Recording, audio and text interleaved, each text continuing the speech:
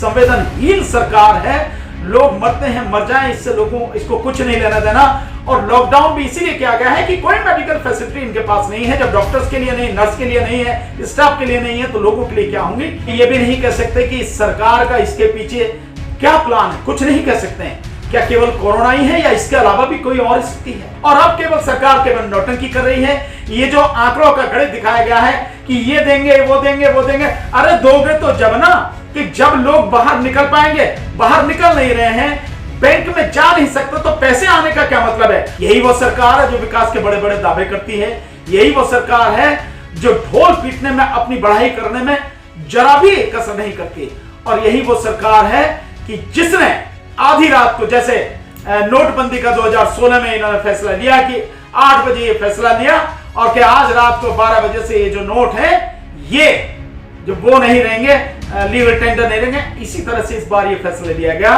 क्या प्रधानमंत्री को जरा भी समझ नहीं? क्या मूर्ख है सारे के सारे? लोग 400-400, 500-500 किलोमीटर तक पैदल जा रहे हैं, सामान लिए, अपने बच्चों को लिए पैदल जा रहे हैं। किसी को नजर नहीं आता क्या इस देश में सरकार नाम की कोई चीज? इससे तो बिल्कुल लगता है कि सरकार न सरकार है, न सरकार को गरीबों की, मजदूरों की, किसी की कोई फिक्र है। बस अपना आदेश हुक्म बता देना, जैसे जो थाने में हवलदार जैसे हुक्म बजा देता है, ऐसे ही हुक्म बजा देना, बाकी लोग मरते हो मर जाएं। जिस बीमारी के लिए तुमने लॉकडाउन किया, आज जाके देखो उस लॉकडाउन का कोई मतलब नहीं रह गया।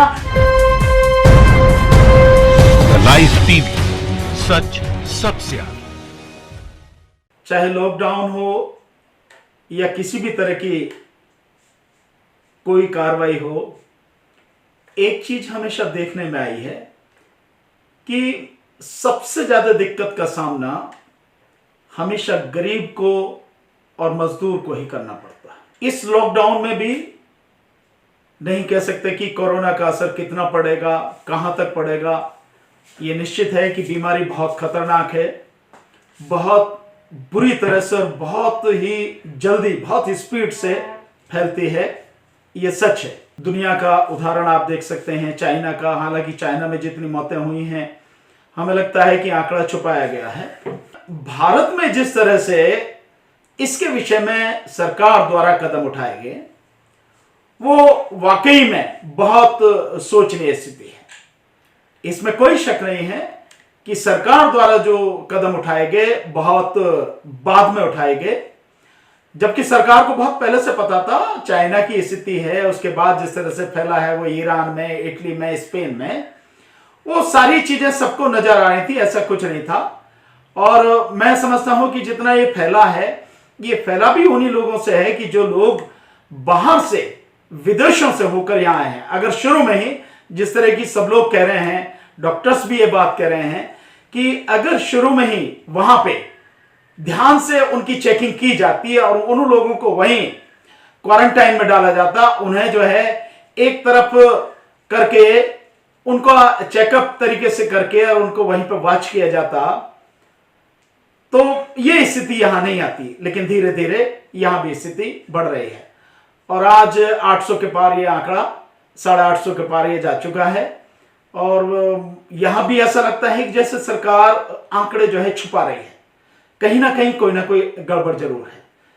लेकिन इससे एक बात बहुत साफ आपके सामने सिद्ध हो गई है कि जैसे ही ये कोरोना फैला है, दुनिया भर में जो लोगों को जिस तरह की दिक्कतें आ रही हैं, मेडिकल फैसिलिटीज की जो दिक्कतें आ रही हैं, या जो मेडिकल फैसिलिटीज होनी चाहिए कम से कम हमारे देश में, तो उनकी बहुत ही बुरी हालत है। और ऐसी बुरी हालत में भी जो वेंटिलेटर हैं, जिनकी इस बीमारी में सबसे ज्यादा जरूरत है लोगों को बचाने के लिए, और यूं कहा जा रहा है कि वेंटिलेटर है तो जान बच सकती है, उस स्थिति में हमारे यहां से वेंटिलेटर निर्यात किए गए 2-3 कंपनियां। कैसे? जबकि 20 जून को गवर्नमेंट ने उनको बंद कर दिया गया कि कोई भी यहां से वेंटिलेटर का एक्सपोर्ट नहीं होगा। तो किस तरह से, फिर क्या आदेश था वो, कैसे, किसके कहने से वो आदेश जो है वो खत्म किया गया और उन्हें परमिशन दी गई और वेंटिलेटर बाहर एक्सपोर्ट किए गए। वेंटिलेटर ही नहीं, वेंटिलेटर, मास्क और ये चीजें जो बाहर एक्सपोर्ट की गई हैं, क्यों की गई? जब देश में ये स्थिति है, वहीं उन्हें रोक कर रखना चाहिए था। लेकिन ऐसा हुआ नहीं। और अब स्थिति यह है कि अब खुद सरकार को जो है वेंटिलेटर की जरूरत पड़ रही है। सरकार 40,000 वेंटिलेटर की जो है सरकार ने जो है पूरे देश के लिए निर्माण करने के लिए कुछ कंपनियों को ऑर्डर दिए हैं। अब कितने देर में बनेंगे, क्योंकि एक दिन में तो बनता नहीं है। दुनिया की जो बड़ी से बड़ी कंपनी है वो भी ये कहती है कि हम केवल 10,000 मैक्सिमम 10,000 जो है एक साल में हम वेंटिलेटर बना सकते हैं। बहुत ज्यादा करेंगे तो 12,000 बना देंगे, इससे ज्यादा हम नहीं कर सकते। तो इतनी जल्दी कितने वेंटिलेटर बन जाएंगे, कितनी की जरूरत पड़ेगी, और इसमें सबसे ज्यादा जरूरत वेंटिलेटर की है। तो खैर ये एक एस्पेक्ट है। दूसरा यह है कि इसने यह भी सिद्ध कर दिया कि जो हमारी जो मेडिकल फैसिलिटीज हैं, यानी जो हमारी चिकित्सा व्यवस्था है, वो पूरी तरह से बुरी हालत से गुजर रही है। हो भी क्यों ना, क्योंकि जीडीपी का 1% से कम ही उस पर खर्च किया जाता है। और इसको ऐसे भी समझे कि जो टैक्स पेयर का जो पैसा है, उसमें जो 14 मुख्य जो चीजें हैं जिन पे टैक्स पेयर का पैसा खर्च किया जाता है, उसमें सबसे लास्ट में जो है ये मेडिकल फैसिलिटी जो है आती है। तो सरकार की प्रायोरिटी में नहीं है, और उसी का नतीजा है कि आप देख रहे हैं हॉस्पिटल्स में, यहां तक कि आप ये देखें कि हॉस्पिटल्स में डॉक्टर्स के लिए जो पर्सनल प्रोटेक्टिव किट होती है वो नहीं है। डॉक्टर्स के लिए किट नहीं है। ये all India institute of medical science जो एम्स है, दिल्ली का जो एम्स है, वहां पर पर्सनल किट नहीं है, डॉक्टर्स की सेफ्टी के लिए किट नहीं है, मास्क नहीं है। तो आप बाकी और सबकी चीजें और सबके लिए क्या हाल होगा, आप इसी से अंदाजा लगा सकते हैं। आखिर जो मेडिकल से जुड़े हुए वो लोग जो लोगों की जान बचाने का काम रात दिन कर रहे हैं, उनकी सुरक्षा के लिए हमारे पास साधन नहीं है, तो बाकी औरों की सुरक्षा के लिए क्या हाल होगा, इसका अंदाजा आप लगा सकते हैं। यही वो सरकार है जो विकास के बड़े बड़े दावे करती है। यही वो सरकार है जो ढोल पीटने में, अपनी बढ़ाई करने में जरा भी कसर नहीं करती। और यही वो सरकार है कि जिसने आधी रात को, जैसे नोटबंदी का 2016 में इन्होंने फैसला लिया कि 8 बजे ये फैसला लिया, और कि आज रात को 12 बजे से ये जो नोट है ये जो वो नहीं रहेंगे, लीगल टेंडर नहीं रहेंगे। इसी तरह से इस बार ये फैसला लिया गया कि 8 बजे प्रधानमंत्री का भाषण होता है, प्रधानमंत्री राष्ट्र के नाम संदेश करते हैं कि रात को 12 बजे से पूरा लॉकडाउन हो जाएगा। क्या प्रधानमंत्री को जरा भी समझ नहीं है? क्या उसने बिल्कुल कैलकुलेट नहीं किया? क्या उसका जो स्टाफ है, उसके जो मंत्री हैं, उसका जो सारा अमला है, आईएएस ऑफिसर से जितने भी सारे के सारे, क्या मूर्ख हैं सारे के सारे? क्या उन्हें समझ में नहीं आता कि आप 4 घंटे के समय पर पूरा देश लॉकडाउन कर दोगे, सबको कह दोगे, बाकी कहां जाएंगे? 2011 का जो सेंसस है, 2011 के सेंसस के हिसाब से 4.5 करोड़ लोग देश में नौकरी के लिए इधर से उधर दूसरे राज्यों में गए हैं। जो शहर है, मेट्रोपॉलिटन सिटीज है, उनमें गए हैं। उन लोगों का क्या होगा? जो मजदूर हैं उनका क्या होगा? जिन लोगों को जिनको रोज कमाना रोज खाना है, उनके विषय में सोचा नहीं कि कम से कम पहले उनको वहां से सुरक्षित जगह पर, अगर उन्हें कहीं नहीं निकलने देना था तो यही उनकी हर तरह की व्यवस्था करनी थी। और अगर यहां आप व्यवस्था करने में असफल है, जो कि बिल्कुल साफ नजर आ रहा है कि कुछ नहीं है, किसी भी तरह की कोई व्यवस्था आपके हाथ में नहीं है, सरकार कुछ नहीं कर रही है, सिर्फ ढोल पीट रही है, कह रही है। अगर आज इस समय, जिस समय मैं आपसे बात कर रहा हूं, इस समय जाके अगर आप देखें दिल्ली के आनंद विहार बस अड्डे पर, लाखों की संख्या में लोग वहां पर हैं, लाखों, और बसें कम पड़ रही हैं, बसों में भर भर के जा रहे हैं, छत पे भर के जा रहे हैं, उस सब के बावजूद भी लाखों, चाहे जो पूरी इधर की और उधर की दोनों तरफ की सड़कें जाकर देखिए आप, इतने लोग वहां पर हैं। तो लॉकडाउन का मतलब क्या? और ये स्थिति 24 तारीख को लॉकडाउन होने के बाद आज 27 तारीख, 4 दिन बाद ये स्थिति है। 4 दिन बाद अगर ये स्थिति है तो कैसा लॉकडाउन है? क्या प्रधानमंत्री को नहीं चाहिए था कि सारी स्थिति का तरीके से कैलकुलेशन करके, और उसके बाद जो लोग हैं उनको यहां से अपने घर जाने का, या यहां से एक जगह ऐसे सेटल हो जाए जाके वो, ताकि जो वो 21 दिन रह सके उसमें, वहां जाके उनको जो है समय दिया जाना चाहिए था। इतना कम से कम 2 से 3 दिन का उन्हें समय दिया जाना चाहिए था, ताकि वो तरीके से अपने घर जाना है तो अपने घर पहुंच जाए। कोई भी व्यक्ति मैक्सिमम 3 दिन में दिल्ली से या कहीं से भी अपने घर पहुंच सकता है। बच्चों की क्या स्थिति? जो बच्चे हैं ना, उनके लिए दूध है ना खाना है, किस स्थिति में? तो मुझे तो ऐसा लगता है जैसे लोग कह रहे हैं, वो जो लोग परेशान हो रहे हैं वो कह रहे हैं कि भाई कोरोना से मरे ना मरे, लेकिन वो भूख से जरूर मर जाएंगे। और आप देख रहे हैं रोज टीवी पर जो न्यूज आ रही है, हर कोई देख रहा है और लोगों के दिल दहल जाते हैं। जितनी भयानक स्थिति है कि लोग 400-400, 500-500 किलोमीटर तक पैदल जा रहे हैं, सामान लिए अपने बच्चों को लिए पैदल जा रहे हैं। किसी को नजर नहीं आता क्या इस देश में सरकार नाम की कोई चीज है? इससे तो बिल्कुल लगता है कि सरकार न सरकार है, न सरकार को गरीबों की, मजदूरों की, किसी की कोई फिक्र है। बस अपना आदेश हुक्म बता देना, जैसे जो थाने में हवलदार जैसे हुक्म बजा देता है ऐसे ही हुक्म बजा देना, बाकी लोग मरते हो मर जाएं। इतनी भयानक बीमारी है। और जिस बीमारी के लिए तुमने लॉकडाउन किया, आज जाके देखो उस लॉकडाउन का कोई मतलब नहीं रह गया। आनंद विहार, ये तो आनंद विहार बस अड्डे की स्थिति है, ये स्थिति कई जगह की है। कल बॉम्बे का दिखाया गया कि बॉम्बे में यह हालत है। इवन रेलवे की कैंटीन में जो लोग काम करते थे, वहीं वो रेलवे की कैंटीन में उन्हें खाना नहीं है, खाने के लिए तरस रहे हैं, पुल के नीचे सो रहे हैं। आरपी अपने वहां से उनसे निकाल दे, रेलवे स्टेशन से निकाल दिया, और बाहर गए तो पुलिस वाले उन्हें वहां निकाले। मतलब क्या स्थिति आपने बना दी है? कोई आपके पास कोई योजना, कोई रणनीति, कहीं कुछ भी तो नहीं है आपके पास में। इन लोगों को करोड़ों की संख्या में जो लोग हैं आपने मरने के लिए छोड़ दिया है। यही है देश, यही है सरकार। इसी तरह की जो स्थिति जो है आपने बना रखी है। और केवल यही स्थिति नहीं है, उस पर आप देखिए कहे जा रहे कि हम ये करेंगे। एक और सूरा सरकार ने छोड़ा है आंकड़ों का, ये सिर्फ आंकड़ों का गणित है कि 1,70,000 करोड़ का पैकेज दिया है। क्या पैकेज दिया है? उसमें क्या मिला है लोगों को? लोगों को मिला है जो मनरेगा में है। मनरेगा में जो लोग हैं उन मनरेगा के लोगों को 20 रुपए बढ़ा दिए गए हैं, जबकि मनरेगा से जुड़ा हुआ जो डिपार्टमेंट है वो ऑलरेडी पैसे बढ़ा चुका है। वो 20 दिन पहले ऑलरेडी बढ़ा चुका है पैसे, वहां उसमें और आपने पैसे बढ़ कितने? 20 रुपए बढ़ा के कितने कर दिए? 202 रुपए। जो 182 थे वो 202 कर दिए, जबकि तेलंगाना जैसे राज्य में ऑलरेडी 237 रुपए, कहीं महाराष्ट्र में शायद 248 रुपए हैं, वहां पे इतने हैं। सो आप क्या बढ़ा रहे हैं? ये पैसे आपने बढ़ा दिए, ये पैसे उनके खाते में पहुंच जाएंगे। खाते में से लेने कौन जाएगा? बैंक आपने बैंक खुले हुए हैं, लेकिन लोग जो हैं उनको लॉकडाउन कर रखा, लोग जा नहीं सकते। जाते हैं तो लोग, पुलिस वाले उनको पीटते हैं। और इतनी भयानक तस्वीर, कई जगह इतनी अच्छी पुलिस की तस्वीरें आई हैं कि लोगों की सेवा करते हुए, उन्हें खाना बांटते हुए, लेकिन कई जगह इतनी गंदी, इतनी भयानक तस्वीरें आई हैं कि लगता नहीं कि पुलिस वाले ही जल्लाद हैं। जिस तरह के वो काम कर रहे हैं, लोगों को मार रहे हैं। और इससे भी भयानक एक स्थिति, एक और मैं 2-3 वीडियो इस तरह के देखे हैं कि पुलिस भी खड़ी है लेकिन सिविल ड्रेस में लोग हैं। वो कौन लोग हैं कोई नहीं जानता। पुलिस है तो पुलिस को पुलिस की ड्रेस में होना चाहिए, लेकिन वो पुलिस के लोग नहीं, ये कंफर्म है। वो लोग लठ से, डंडों से बुरी तरह से लोगों को मार रहे हैं जो स्कूटर पे जा रहे हैं।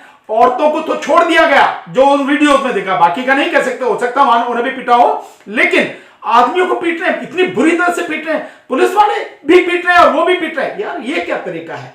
यही है क्या ये लॉकडाउन है? क्या ये देश का कानून है? हो सकता है कि 14 तारीख तक ये लॉकडाउन है, इसके बाद में और फिर 3 हफ्ते के लिए बढ़ा दिया जाए, कुछ नहीं कर सकते हैं।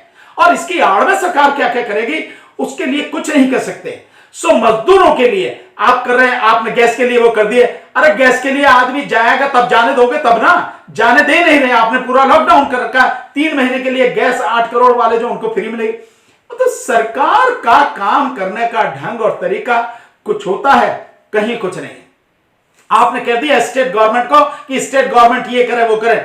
स्टेट गवर्नमेंट क्या करिए? एक नजारा आपने देखा कल का ही एक वीडियो है कि बाकायदा परमिट देकर दिल्ली से लोगों को बसों में बिठा के लखनऊ, गोरखपुर वगैरह के लिए भेजा गया। परमिट है उनके पास में, सरकार ने परमिट दे रखा है। और उसको जो है ये गाजियाबाद से आगे निकल के बुलंदशहर जो टोल टैक्स वाला रोड है, वहां पर टोल रोड पर जो है उनको रोक लिया गया। और 20 गाड़ियां, 20 बसें, उसमें देखा होगा आपने, जो है एनडीटीवी में दिखाया गया था। सो 20 बसें और उसके अलावा भी लोग जत्थे के जत्थे पैदल जा रहे, तो 20 बसें जो हैं उनको रोक लिया और उनको वापस किया गया। ये सरकार का ढंग और तरीका है। इस तरह से सरकार काम करती है। अगर यही तरीका है तो हालांकि ये तो पहले ही सिद्ध था कि संवेदनहीन सरकार है, लोग मरते हैं मर जाएं, इससे लोगों इसको कुछ नहीं लेना देना। और लॉकडाउन भी इसीलिए किया गया है कि कोई मेडिकल फैसिलिटी इनके पास नहीं है। जब डॉक्टर्स के लिए नहीं, नर्स के लिए नहीं है, स्टाफ के लिए नहीं है, तो लोगों के लिए क्या होंगी? इन हालात में सरकार अपने आप को इसी से बचाने की कोशिश कर रही है कि किसी तरह से हो जाए वो। लेकिन इसमें गरीब कितनी बुरी तरह से पिस रहा है, मर रहा है, इसकी पीड़ा का किसी को कोई अंदाजा है ही नहीं, जिस पीड़ा से वो गुजर रहा। इसके अलावा एक और खतरनाक स्थिति है, यह भी सामने आ रहा है कि जो व्यक्ति है वहां पर जो लोग अपने गांव जा रहे हैं, अब यह भी सुनने में आ रहा है कि गांव में उनको घुसने नहीं दिया जा रहा है, उन लोगों को गांव से बाहर ही रखा जा रहा है। तो ये लोग अगर अपने गांव भी पहुंच जाते हैं और इस तरह की अगर वारदात हो जाती है तो स्थिति क्या होगी? आपस में लड़ने मटने की स्थिति आ जाएगी, मरने कटने की स्थिति आ जाएगी। क्या सरकार को इन सारी चीजों को देखना नहीं चाहिए था? इन सारी चीजों को कैलकुलेट करके, इनकी पूरी तरह से कल्पना करके और पूरा कैलकुलेट करने के बाद में ये कदम उठाना चाहिए था, लेकिन ऐसा कुछ नहीं है। सो यही है कि मैं तो लोगों से यही कहूंगा कि इस बुरी घड़ी में लोग संयम से काम लें, सावधानी से काम लें और जिस तरह से भी हो सके इस कठिन समय को निकालने का प्रयास करें। बहुत धैर्य की जरूरत है और अभी यह भी नहीं कह सकते कि सरकार का इसके पीछे क्या प्लान है, कुछ नहीं कह सकते हैं। क्या केवल कोरोना ही है या इसके अलावा भी कोई और स्थिति है, यह भी नहीं कहा जा सकता।